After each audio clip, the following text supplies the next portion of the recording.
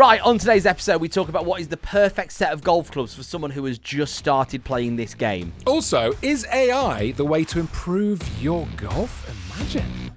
They are gradually getting through the backlog, the emails, the bulk of weight on their shoulders from a very busy summer, but don't worry, because the pace of which they're going, it won't be long until it's done. I just hit the desk with my knee. Welcome to Golf is Ruining My Life. Hi, Tom. Did it hurt? Was that pain? Have you started? It hurt. Yeah. Imagine if it hurt. Imagine if you casually, really badly injured your knee and you couldn't play golf for 6 months while you were doing the podcast. That would be awful. But a great listen. There is a Schadenfreude in that, isn't there, really? Why not? You would love that. You would find that hilarious. Look, we've had some flack for saying we're going to get through the emails and then just chatting. So much as I'd love to catch up with you, Tom, how are you, by the way?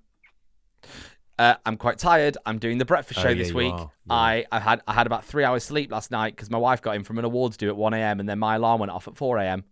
Did she do the thing when she gets into bed? Shh, no, I don't want to wake you up. Shh, and you're like, yeah. And then when they've been drinking, my wife does this thing where she becomes a nostril breather when she's been drinking. Right. That's it.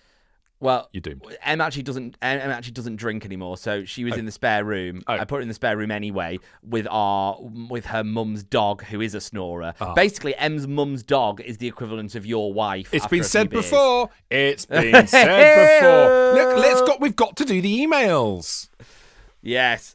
Should we jump straight in? This is lovely, Sam. Thank you, Sam, so much for your email. The Tom's at golfisruiningmylife.co.uk. This is a long one, so strap in all. And it really is a massive question, actually, that Sam poses, certainly to me, at least. Because the email is entitled, Silloth or St. Anne's Old Links? Dun, dun, dun. I mean, this is Tom Green's interior monologue for most of the golfing season, right? So take us through which one is which, Tom, before we start the email. Silloth versus St. Anne's. Where are they? All that stuff. Okay, so Silloth on Solway is above the Lake District, over to sort of Carlisle, then to the left. Yeah. It's a nightmare to get to. I will be honest, and I know the guys at Silloth listen to this podcast, and you know I'm your biggest fan. It's not the easiest to get to. You need to move. But it is you need to move there, and it's worth moving there.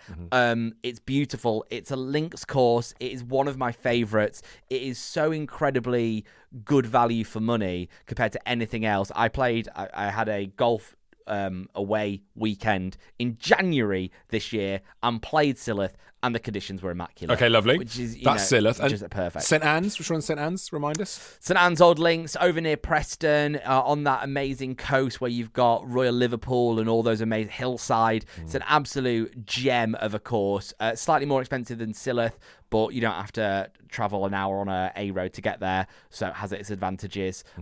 Really, really nice special golf course. It's a big square is the land. It's just a huge square, and James Robinson, friend of the show, is the pro love there. Him. Can I just very quickly, we must get on with emails, but I've just thought of an idea for some sort of, I don't know, like a battle or some sort of YouTube series, the Battle of the Coasts, where East Coast Scotland, West Coast Scotland, the Lancashire, like all the coasts you just described where St. Anne's is, Kent Coast, Cornish Coast, which has got the best golf courses on. There you are. There's a future episode.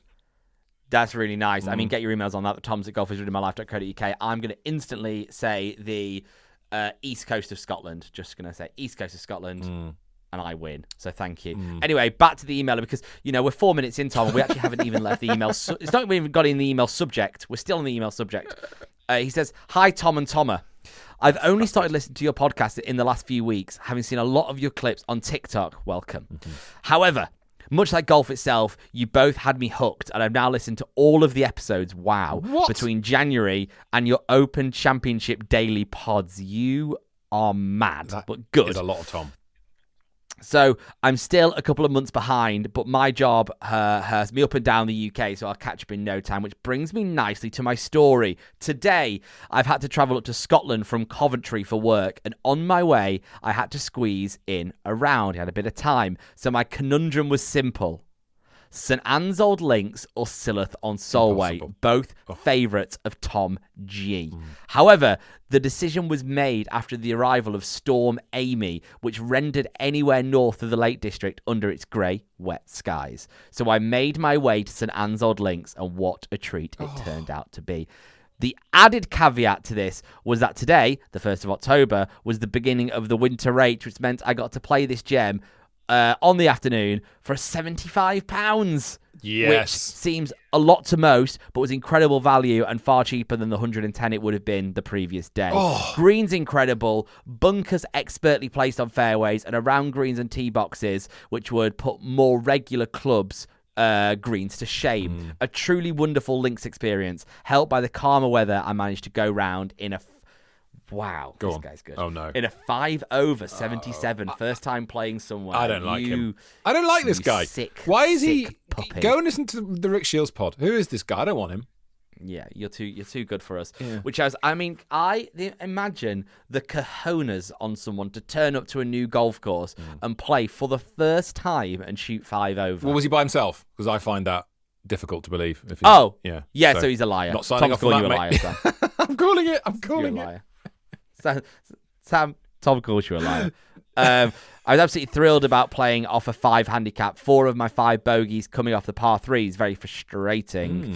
I will aim up to get to Silloth when on another trip north of the border and when the weather is less stormy so I can complete the 2. The Tom Green 2, Silloth and St Anne's Old Links. Wow. Hopefully up there with once the I price, catch up on all the episodes. That's up there with the Price finger, isn't it? The Tom Green 2.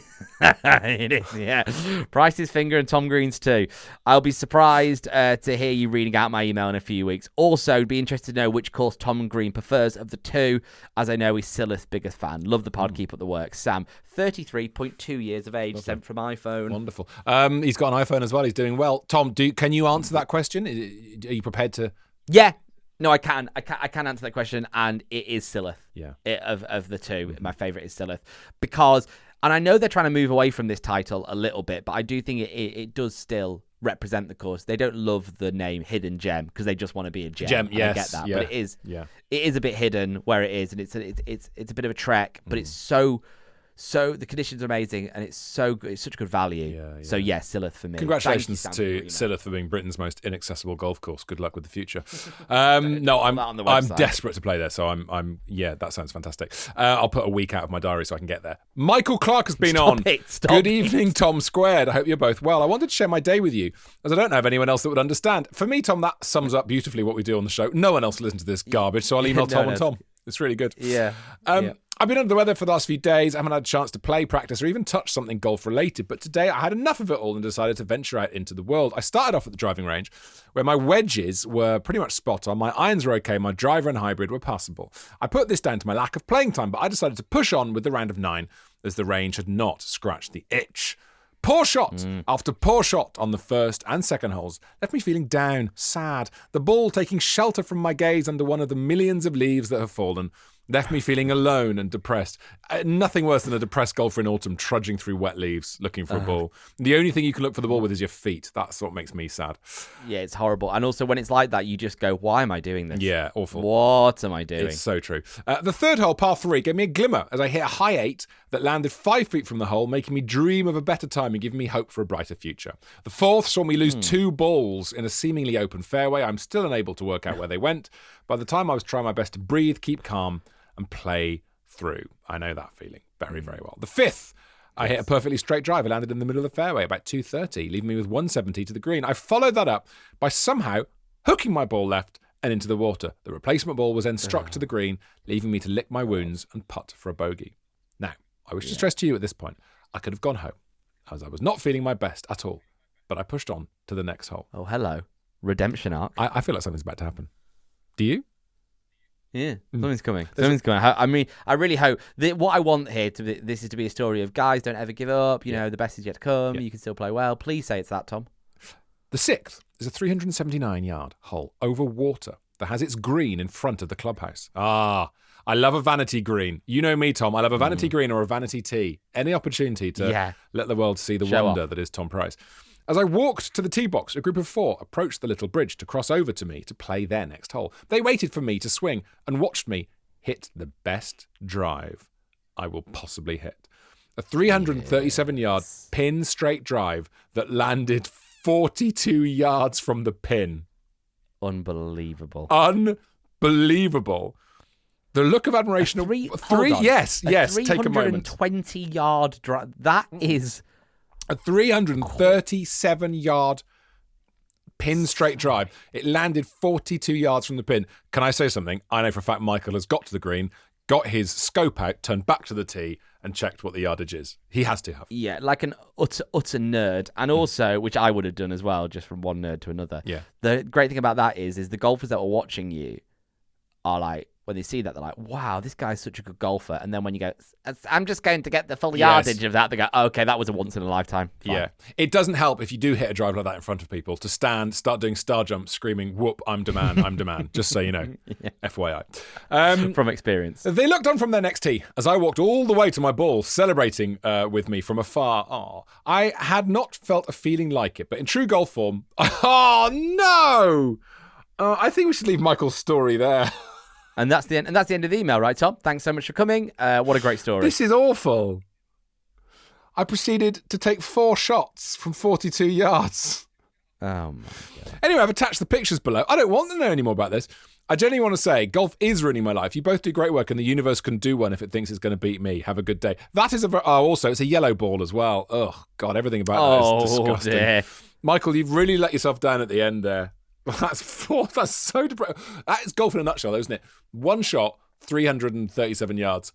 4 shots, 42 yards. You can almost guarantee it as well, I think, with this game. Like, as soon as you pull something out of the bag that you can't believe, whether it's the great drive, which then leads to the knifed chip, that's a standard. That's so standard. How often do we do that? Or it's the great approach shot that leads to the lip out. You can never follow it up with something because you all then want it too much. But well done, Michael, on leaving on a positive note. That's quite nice that we won't be beaten, right? Because, I mean, I don't always say that. Yeah, absolutely right.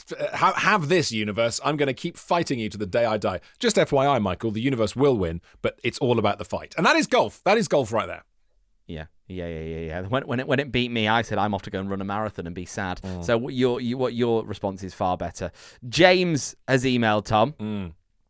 He said, "Hi Toms, I'm new to this wonderful and infuriating game. I started early this year, took some lessons, and joined my local club at Ludlow.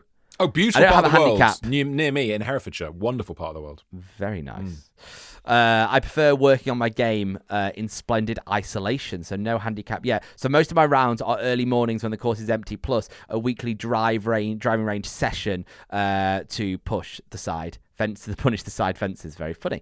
Because I don't play with others yet, I haven't put any scorecards in, which means I miss a sense of belonging at the club. But I do get it from your podcast. This breaks my heart, James. You are part of this club. You've got a handicap. You're not a lone wolf, James. You're with our pack of weirdos. Oh, this is actually a really nice email. Honestly, listening feels like being part of a golf tribe, which is a lifesaver for a newbie like me. Yeah, welcome. It doesn't get any better or more fun or easier, weirdly. You do question why we do it. I've been listening in reverse order, latest first, then heading backwards, which I think is probably the wrong way to do this podcast because the quality will go down. Do not Benjamin Button this podcast. I cannot emphasize that enough. The fitting episode, Tom. That was the fitting episode. My finest half hour. I wish it was half hour. I don't think it was half hour. I think it's an hour and a half. 45 minutes. Yes. I've been listening in reverse order, yes, latest first, then heading backwards through the archive like a confused time traveller. On my drive to the course this morning, I caught up the June episode where Tom Green mentioned his stress-free 18 over. I don't believe those exist. And how happy he was with it. God, that feels like a lifetime ago. Yeah. Something clicked. I've been judging myself way too harshly. I'm expecting pars when I should just be celebrating solid contact. Testify. With that thought in mind. Amen, brother. Yes. Hallelujah. He is risen. Yes. I relaxed into my round and unofficially broke 100 for the first time. It felt amazing, and I owe that little breakthrough to you two. So thanks for the brilliant pod. It keeps me sane when the golf definitely doesn't. Cheers, Mike. What a great email. Hold on. The email is from a guy. This is really weird. Do you know when it says someone's name in your email? Yeah, don't give it says his name is. Oh, don't give a name out just in case. I'm terrified of GDPR. They'll come for us. Yeah, we're gonna have. Great, I'm so glad that's my edit. We're gonna have to take all the names out of that because put two different names in. I think it's fine. I don't think unless he's asked. I mean, we really are getting bogged down in legal admin here. But unless he has asked to be anonymous, the assumption is if you email us, we will read out your name on the podcast. That's fine. Yeah, don't worry about it. That's fine. Do you know what? It's a gorgeous email, and it'll take 2 seconds to beep it. I'll beep it this time, but for future note, everyone, little staff notice to everyone, nice. Little meeting. Yeah. If you don't say you don't want your name, we're going to read your name. Good. Always nice to end the first half on a small admin point. And let's now enjoy some products. Yes, more admin and more products. All right, welcome back to the email special, the Thursday email special of Golf is Ruining My Life. Tom, your email, please. Timothy Evans, happy for you to use my name. Thank you, Timothy. Hello to you both. I'm a fairly new golfer, having been a club member with a handicap for about 1 year. My handicap started mid-30s, but quickly came down to 23, where it is now. Very nice. I've now got a dilemma. Excellent. We're all about the dilemmas. My 3-wood and hybrid tend to be a bit inconsistent off the deck. I do not struggle with irons and think I hit them quite well. 5-iron, 190 carry. That's great for a 23 handicap. That's my carry, and I'm excellent. Yeah, and use that as a parameter. Pitching wedge, 130. Yeah, this guy can strike a golf That's ball. Annoying. These are further than I hit it. Consistent gapping between them. Should I trade in my 3-wood and 3 hybrid for some old school long irons, a driving iron, because I feel like I am losing shots, or should I focus on getting better with what I have? Absolutely, a driving iron's really hard to hit off the deck. A driving iron's really hard to hit off the deck. But I agree with this. I totally agree with this. But I also had something similar to this when I started playing golf. When I came back for my second sort of version of me a few years ago. I couldn't hit 3-wood. I couldn't hit any recoveries. But I loved my longer irons because I hit the TG bunt. Yeah. So I would get yardage, but it wouldn't go very high. But it didn't matter. It worked. Now, it doesn't sound like you're quite in that same spot. But I think traditionally, Tom, a lot of people give the advice that you've given, which for the vast majority of people, I think is right, which is long irons are hard to hit. Don't do it. However, I think in certain cases they can be helpful. So maybe just go and take some out on a range and see if it works for you, because it took years for me to get anything that I could hit further than 170. Have you seen the new Ping driving iron? Oh my God, the IDIs or something like that. They look unreal. Oh my God, I watched that. When you bookmark an Instagram video. Right, yeah. I'm putting that for later on. So I had a driving iron years ago, and I did like it. It was great in the summer off the tee because you could catch it nicely. But when it's on a fairway and in a rough, to get properly onto it and hit down on it, it's a really hard shot to hit. And you'll end up in a place where you're sort of sculling, thinning it. It'll go very low and you'll be punching it. And it's if you want to bunt it around, it's useful. But you're better off getting stick with those rescues. But also, Tom, and how often have we said this recently, thanks to the Ping G440s, which we adore, my 4 hybrid, I'm really sorry, the things I can do with that club now. Like, yes. When I was doing foursomes the other day, I was behind a tree on 16 on our play on my course, right? And I had to do a ridiculous, basically a duck hook to get it on the green, and it was about 170, 180 yards. And there's something about the 4 hybrid, because it's a driver, it's a wood face effectively. You can shape the ball, and I got it on the green. And like my son I think it's the most I've ever impressed him. I hit this huge, almost duck hook draw, and I wouldn't have been able to do that with an iron. There's more you can do with that club. The 4 hybrid, get a 4 hybrid, have a look around, get good with a 3-wood or a 4-wood, and that's a better investment. I think a driving iron is a bit of a short-term fix that sort of patches it up and actually will bring other problems. Now, I don't know if I got any better, and that's the reason that I started hitting my 4-wood way better, or I just found the right club for me. But maybe have a play around with that as well and find definitely. If you can't hit a 3-wood, there's something magical about going from a 3-wood to a 4-wood. We would a few more degrees, and it changed everything for me. Obviously, because we work with them, we recommend the Pings, but genuinely, they are beautiful clubs to hit, and they're pretty pricey. If you don't fancy buying a new one, go and have a look on Golf Bidder or whatever. But try and get hold, experiment with hybrids and 4-5-woods, honestly, or the magical 7-wood. I mean, that is actually probably the answer, isn't it, Tom? That's probably what we're talking about. Yeah, you know what? Yeah, get yourself 7-wood. Anonymous emailer, are we ready? Yep. Dear Toms, I joined my local golf club after graduating from university. Congratulations. I've been using my dad's club's 2005 TaylorMade irons. So that is quite depressing. I don't know if anyone else finds that quite depressing. That when I think of my dad's clubs, I think of something rusty, maybe from the 90s or late 80s. Yeah. We're now in a world where my dad's clubs mean 2005 TaylorMade irons. Welcome to being old, mate. Welcome along. It's great here. Don't love Enjoy that. it. Don't love that. He's using his dad's clubs while he's not using them. His daddy means. I know it's time to start to get my own set. My question to you two is, do I just get a decent set from the mid-2010s and save some money, or save and splash for the post-2020 set? It's sort of a pre- or post-COVID world he's living in. It's a great Listening question. to the pod. It's a great pod. It's a great question, and it's a great pod. I complimented myself. Listening to the pod inspired me to take up the sport, having only ever played once or twice a year as a kid, so thanks for sucking me into this roller coaster. Yes. Cheers, anonymous listener. I don't know what I think here, Tom. I think if you are getting hard. If you are getting some irons, say your budget is 300 quid, 200 quid, the irons you can get from 2018 are not going to be noticeably worse from those from 2023, which are probably twice as expensive. And you can get them adjusted. You can get them fitted as well. So if you were to set yourself a budget of, and I've chosen 300 quid here, it could be way more or way less. But if you set yourself a budget of 300 quid, find some irons from 2015-16 that are 150, 200 quid, and then spend 30, 40 quid getting some changes made. Am I being naive here, Tom? What do you think?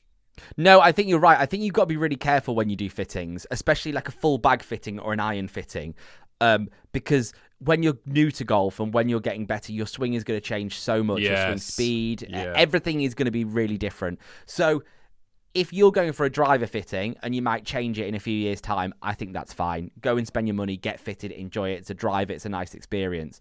But when you're getting into the world of getting irons fitted, what we're talking like 1,200 quid, something like that. That's a hell of a lot of money to invest in something that is then not going to fit you in a few years. It's too much. So I think you're better going on a Golf Bidder or going on a Gimme or any of those great websites and finding something slightly older, nice and forgiving, using that for a few years, treating yourself, splashing out on a driver or a nice putter because they'll probably last a bit longer. And then when the time's right, when you go, okay, I'm in a position where this is pretty consistent for me, then I think you do your iron fittings. But it's a bit like when you get a new phone. If you haven't got a new phone for 5 or 6 years, when you do get that new phone, the difference is so amazing. If you're playing with 2005 irons, you give yourself 2016 irons, you're going to be there's going to be some nice feels there waiting for you. And make sure you get irons that fit your handicap as well. Don't go wild and crazy and get irons that are for a 2 handicapper if you're off 15 or whatever. Like I would really recommend. Definitely get secondhand. If you've got a good pro shop at a golf club, and even if you're not a member of a golf club, this is a lot of things people don't realize this. I'm not a member of that golf club. It's still a pro shop. You can still go to the pro shop and have a chat. Still go down, they love seeing you in there. Like, go into the pro shop. The best thing you can do is find a really good pro at a good friendly pro shop and speak to them. It's probably not a bad idea then spending the money on getting a fitting, as in doing the fitting where you pay like whatever it is. It's your 50 quid, it's your 40 quid. You pay your fitting, you get all your stats. That pro will be able to guide you as to what you need, and then you can go online and buy that sort of thing. The problem is with getting fitted in places where you don't pay is that they won't give you the stats because they want you to buy the clubs from them. That's the answer. Pay for the stats and then get online and find them online. We've answered the question there, Tom. It's quite surprising. Who was that lovely email from? Anonymous, I think, wasn't it? And it's my email, wasn't it? It was yours. Anonymous. Over to you. James Youngman has been on. Eye up. You don't need to fill down, I said. James, I've got that wrong? Well done. That was good. He says, can you translate this for me, Tom? He starts his email, A up. What does that mean? So Tom, that's a northern saying. Yeah. So from where I'm from, it basically just means like a hello, hi. Okay. Good day to you, sir. Could you put it into southern? That's it. Put it into southern for me. Yeah. Good day to you, sir. How are you? Would you like your shoes signed? Do you want me to do the whole email in his northern accent now? No, I shan't. No, because that's offensive and you will get cancelled. I hit my first ever hole-in-one today. Well, hello. Hello. What made it even more special is I had my 8-year-old boy with me. Oh my God, I got tingles then. I got tingles. That is incredible. That my son once saw me get an eagle, and he was like jumping up and down, screaming, "My dad just got an eagle!" So I can't imagine how that must have felt. This is his first year of golf and my first year of semi-regular golf in 10 years. I'm actually worse now than I usually am when I rock up and play twice through the summer. But that's all waffle. It's not waffle, James. That's, I would say, what you've just said in that last sentence is a half an episode right there. Like we make good content out of that sort of thing. Yeah, that's a really good question. Why are we better when we're only doing it every now and again? After the, I see, he's gone HIO. He's saving a lot of time here, Oh, James. hella no. Well, okay. You're really down with the hole-in-one lingo now, it would appear. Okay. I've got an, what does that HIO mean on your hat? Hole-in-one club. HIO King. After the HIO, my round completely fell apart, as it is wont to do after something so spectacular, of course. But the very best part of it, as we were walking back to the clubhouse, my boy turned to me and said, I'm going to remember this day forever. Oh, no. This is so sweet. I think I might have him hooked. What a for lovely life. moment. The round collapse could P.S. The round collapse could have been caused by having to listen to a Steal a Brain Rot playlist on Spotify as we were going. Do you know about brain rot, Tom? Yes. Yeah, because I'm TikTok based. I spend a lot of time on TikTok. He's actually sent a video. Oh, I haven't downloaded it. There's a video there and everything. This is just wonderful. Thank you so much, James. Congratulations on your hole-in-one. That is, it's beautiful. But for your kid, to witness that is. Yeah, that's unbelievably magical. You lucky thing. Yeah, I hope you bought him a pint of beer. Because I've never seen one. I've never seen one IRL. That stands for in real life. You've never seen an HIO IRL? IRL, NOPE. Nope. Okay. Right. Yeah. Wow. Yeah. One more. Come on. Time for one more. Yes. Yeah, we do. Okay. Let's. Have you seen the email that's directly above that email? Yeah. Don't. Should we talk about we got people angry about that, didn't we? Anyway, next email from Nathan. Hi, Toms. I'm still buzzing. No, that's someone asking where the voucher is.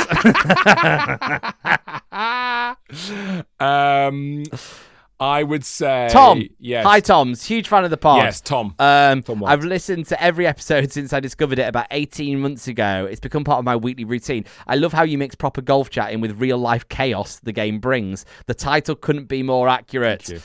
I wanted to share something I've started doing that might make for an interesting segment or discussion. And this is really, genuinely, this is really interesting. I'm actually quite sad we've come into this at the last minute. Typical. I would like to well-planned show, as ever. Brilliant stuff. I know. Gosh, why we don't plan it?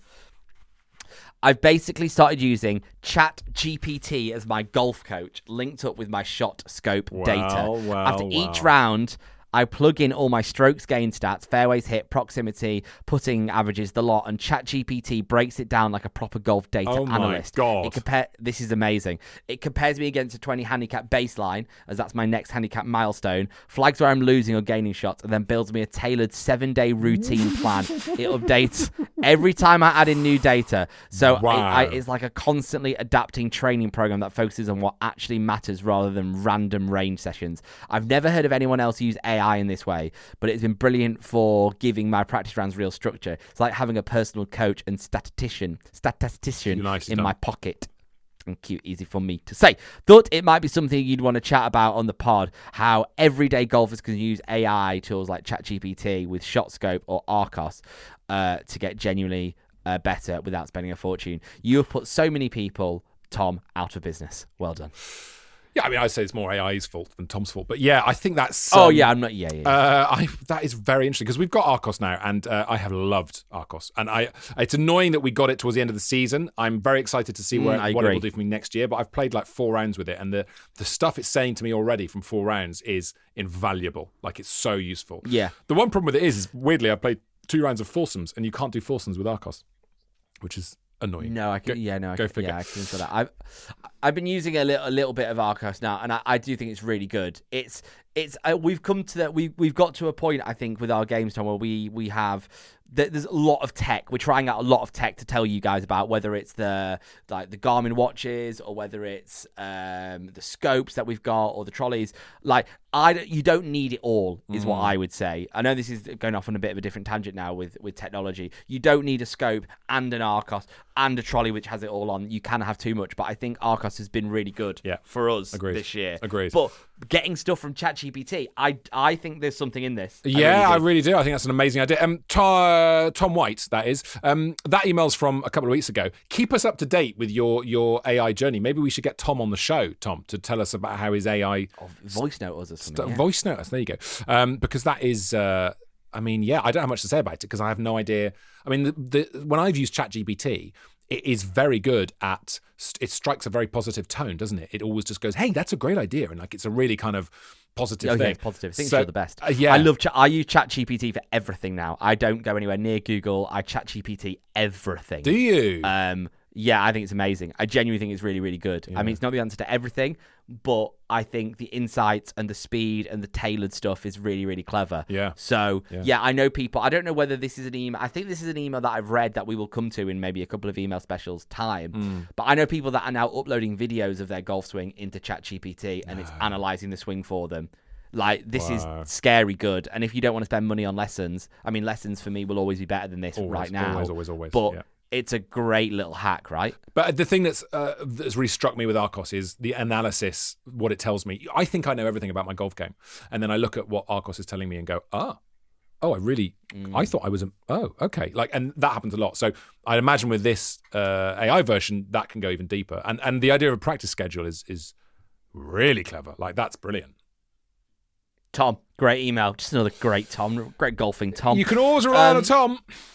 Yes, you can, and we know that. Thank you so much for listening. Today's Golf is Ruining My Life, the Thursday app. We'll be back next Monday with more of this. Keep your emails coming. The Toms at golfisruiningmylife.co.uk. We absolutely adore them as we trudge on into these difficult winter months. Into the leaves. Yeah. If you stick about with us until April, you really are the true grummelers. Let's just put it that way. Yeah, it's hard work. We know it's hard work, and thank you very much indeed. All right, all the best. Lots of love. See you soon. Bye-bye.